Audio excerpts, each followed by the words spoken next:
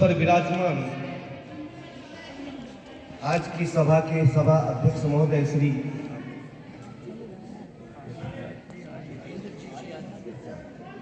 श्री इंद्रजीत जी आर्य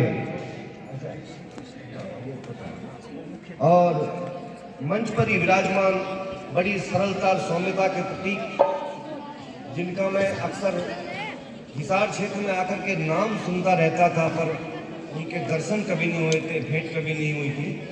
ऐसे हमारे आज के मुख्य अतिथि हिसार से पधारे आर्य समाज के बड़े कर्मठ व्यक्ति श्रद्धेय हरि सिंह सैनी जी, मंच पर विराजमान इस सभा के संचालक महोदय श्री देवदत्त आर्य जी, श्रद्धेय सत्यमान जी और मंच पर विराजमान सभी महानुभाव, मेरे वाम पार्श्व में बैठे भाई मंगलम जी, जिनसे लगभग 8 वर्षों बाद भेंट हो रही है। कभी रायबरेली में मेरे साथ ढोलक वादन किया और उसके बाद में फिर नंबर दोनों का मिस हो गया, आज तक भेंट नहीं हो पाई। बहुत सज्जन व्यक्ति हैं, पूरे सच्चे आर्य हैं जी। तो ऐसे हमारे मंगलम जी और ग्रेटर नोएडा की पावन भूमि से पधारी आर्य जगत की उच्च कोटि की भजनोपदेशिका श्रीमती अलका आर्य जी, जिनका बहुत सुंदर उद्बोधन आपको मेरे बाद सुनने को मिलेगा। मेरे सम्मुख बैठे सभी आर्यवृंद, शक्ति भक्ति स्वरूपा मातृशक्ति, प्यारे साथियों एवं गुरुकुल के बालक बालिकाओं, ये आर्य समाज गुरुकुल डोभी जो है उसकी एक द्वितीयकालीन सभा आरंभ हो चुकी है। मुझे आर्य जी का आदेश हुआ है, तो आज चूंकि पौराणिकों में एक त्योहार भी है, क्या नाम है जी उसका? शिवरात्रि है जी। और खूब उस पिंडी पत्थर पर जल चढ़ाएंगे लोग, क्यों जी? चढ़ा दिया होगा शायद। पर ध्यान देना, ये पौराणिकों की शिवरात्रि भी यदि ना होती तो मेरे ऋषि देव दयानंद को बोध भी ना होता, और यदि ऋषि देव दयानंद को बोध ना होता तो इस समाज की दशा ही कुछ और होती। ध्यान देना, आज जो संसार में, पूरे संसार की बात कर रहा हूं मैं, आज जो स्थिति है इसमें बहुत बड़ा योगदान स्वामी महर्षि दयानंद महाराज का है, वरना दुनिया पाखंड अंधविश्वास में फंसी होती है और आज जाने क्या से क्या होता है। वास्तव में ऋषिवर दयानंद एक जादूगर थे, और जादू किसको कहते हैं जी? जो सिर पर चढ़ करके बोलता है। जादू उसको कहते हैं जो सिर पर चढ़ करके बोलता है। स्वामी श्रीदानंद के, पंडित लेखराम जी के गुरुदत्त विद्यार्थी से लेकर के हम सब आर्यों तक सिर पर चढ़ कर बोलता है। देखो, अगर ऋषिवर दयानंद ना आते तो हम राम राम जी, सत अकाल, ये अभिवादन करना ना भूलते। तो इसीलिए मैं ऋषिवर देव दयानंद का धन्यवाद करता हूं, और आज इस विषय को लेकर के मैं बैठा हूं ऋषिवर दयानंद महाराज को, क्योंकि आज उनका ये बोध दिवस है। ध्यान देना, मेरी बात को गौर से सुनना। परंतु आज का है, आज हम राम राम नहीं करते, शस्त्री अकाल नहीं करते, बल्कि नमस्ते करना आर्यों की पहचान बन गई। क्या करते हो बेटा? नमस्ते जी करते हैं ना। नमस्ते करना आर्यों की पहचान बन गई। ध्यान देना, ये बाल विवाह प्रथा न रुकती, विषय न आते तो सती प्रथा हमें विमुख किए रहती और मूर्ति पूजा हम करते रहते। स्वतंत्रता का भी मंत्र ऋषि दयानंद महाराज ने हमको दिया और कहा ही नहीं अपितु सत्यार्थ प्रकाश में लिख करके कहा है कि देखो विदेशी राजा अच्छा नहीं होता है, भले वह पिता के तुल्य व्यवहार क्यों ना करे फिर भी अच्छा नहीं होता। इसलिए अरे आजादी की शम्मा जो जलाई थी ऋषि दयानंद महाराज ने वो भी सबसे पहले जलाई थी। पर ध्यान देना ये कुप्रथाएं देश को बिगाड़ रही थी, पाखंड अंधविश्वास फैला रही थी।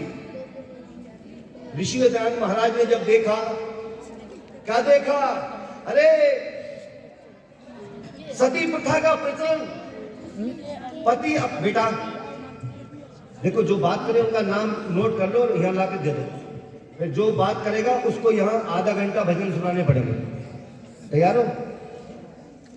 इसलिए बात नहीं करना बिल्कुल भी। सती प्रथा को जब ऋषि दयानंद ने देखा, अरे पति मरा अपने कर्मों के कारण और पत्नी को जिंदा पति की चिता पर डाल करके जलाया जा रहा है। आहा क्या दशा होती होगी उस बेटी उस बहन की। जब ऋषि दयानंद ने इसका आकलन किया, अरे अगर माताएं रोटी बनाती हैं, अगर एक आग का पतंगा भी किसी हाथ पर अगर आ गिरता है तो कितना भारी कष्ट होता है, और वो पूरी की पूरी बेटी को चिता पर जलती हुई चिता पर डाल दिया जाता है। ऋषि दयानंद को बड़ा कष्ट हुआ। ऋषि दयानंद ने कहा, अरे सती प्रथा क्यों करते हो?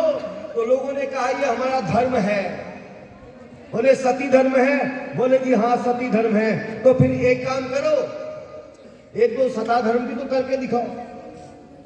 अरे बेटियों को जिंदा जलाते हो पति के साथ में, तो एक दो पत्नी मर जाए तो एक दो पति को भी तो जिंदा जलाओ। हाँ लोगों ने सोचा भैया ये फुकवा देगा एक एक करके सबको। सती प्रथा बंद कर दिया गया। मेरी माताओं बहनों कितने कष्ट यहाँ पर सहते थे हम लोग और आप लोग। वाह रे वाह दयानंद तूने आकर के कमाल कर दिया। बस ये निवेदन कर देना चाह रहा था मैं आपसे कि उस प्रथा को बंद कराया। और ध्यान देना ऐसा उसका ऐसा चला, डंका ऐसा बजा कि उस समय पर जो जो ऋषि और दयानंद ने काम किए हैं आज वो समाज में कानून बन करके तैर रहे। मथुरा के अंदर एक वैज्ञानिक विद्वान थे पौराणिक प्रेमाचार्य जी। ध्यान देना मेरी बात को मेरे विद्वानों। मथुरा के अंदर प्रेमाचार्य एक पौराणिक विद्वान जिन्होंने जीवन भर ऋषि दयानंद को गाली दी, उनके अनुयायियों ने गाली दी, ऋषि दयानंद को बुरा भला कहा। पर ध्यान देना वही प्रेमाचार्य पौराणिक विद्वान की जब बेटी की शादी हुई तब उसने अपने बेटी की शादी आर्य समाजी के घर में कर दी। पौराणिक विद्वान प्रेमाचार्य के अनुयायी आए, उन्होंने कहा ये क्या हुआ, जीवन भर तुम गाली देते रहे, ऋषि दयानंद को बुरा भला कहते रहे, पर इस समय आकर के अपनी बेटी को आर्य समाजियों में क्यों विवाहित कर दिया? तो देखो वो प्रेम भेषु आर्य समाजी थे जिनके बेटे से शादी की थी। तो उस पौराणिक विद्वान प्रेमाचार्य ने एक ही बात कही थी, सुनो अरे मैंने आर्य समाजियों में बेटी को इसलिए दिया है कि अगर मैं पौराणिकों में अपनी बेटी को देता तो मेरी बेटी पैर की जूती बन करके रहती, और मैंने आर्य समाजियों में अपनी बेटी को दिया है तो सर का ताज बन करके रहेगी। ऋषि दयानंद के कानून, वो कानून ऋषि दयानंद के आज कानून बन करके यहाँ पर तैर रहे हैं, संविधान में तैर। वाह रे वाह देव दयानंद तूने क्या गजब कर दिया। इसलिए कवि ने बड़ा सुंदर गीत लिखा है, क्या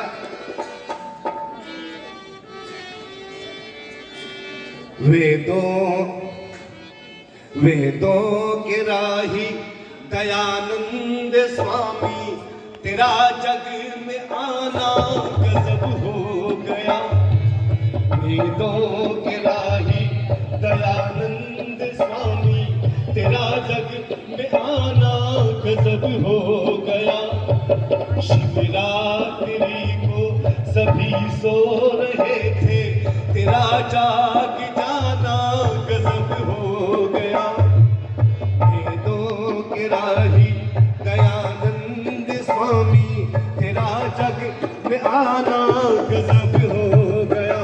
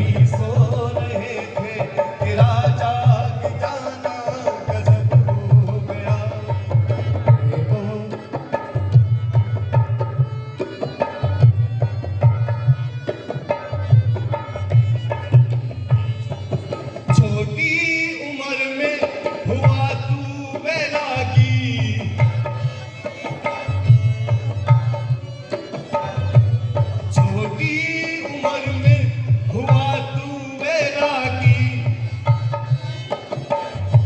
कहाँ सूझती थी तुझे अपनी शादी।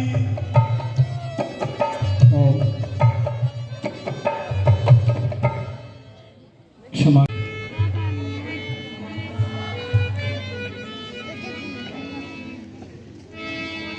मैं चर्चा कर रहा था ऋषिवर देवदत्त महाराज की, जिन्होंने इस धराधाम पर आकर के अपने आप को परमात्मा को समर्पित कर दिया और परमात्मा की वाणी वेद का प्रचार प्रसार उन्होंने किया, सत्य का प्रचार किया। तो वो आज का दिन है जिस दिन ऋषिवर देवदत्त को बोध प्राप्त हुआ था। वो गीत चल रहा था मेरा, वो अधूरा रह गया था, ध्यान दीजिए।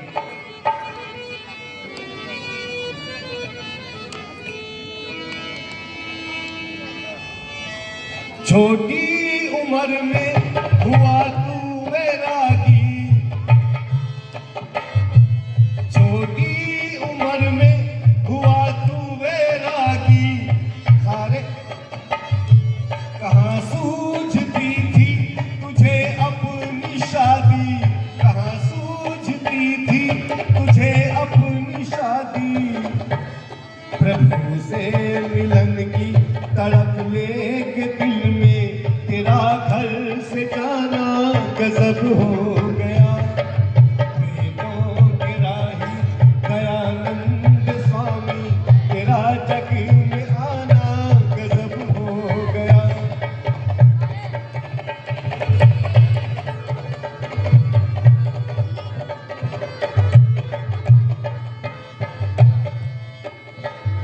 वतन पर मुसीबत की बेड़ी पड़ी थी,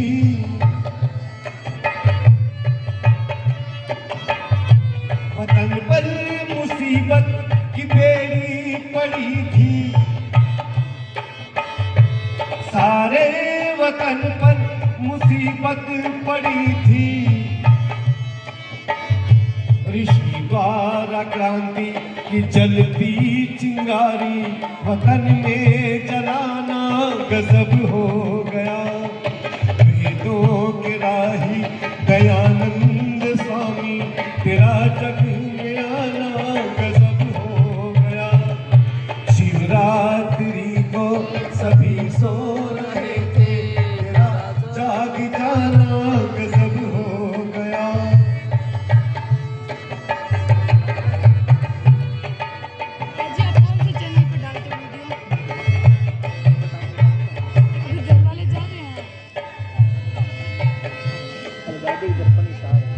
अंतिम समय बिस्तर पर पड़े थे,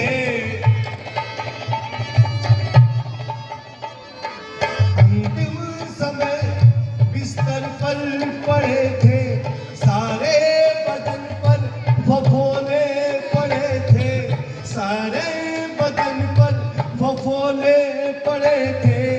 ऐसी कठिन और मुश्किल घड़ी में, ऐसी कठिन और मुश्किल घड़ी में तेरा मुस्कुराना गजब हो गया। वेदों के राही दयानंद स्वामी, तेरा जग में आना गजब हो गया। शिवरात्रि को सभी सो रहे थे, तेरा जाग जाना गजब हो गया। वेदों के राही दयानंद स्वामी, तेरा जग में आना गजब हो गया, तेरा जग में आना गजब हो गया, तेरा जग में आना गजब हो गया। वेदों के राही दयानंद स्वामी, तेरा जग में आना गजब हो गया। और शिवरात्रि को सभी सो रहे थे, तेरा जाग जाना गजब।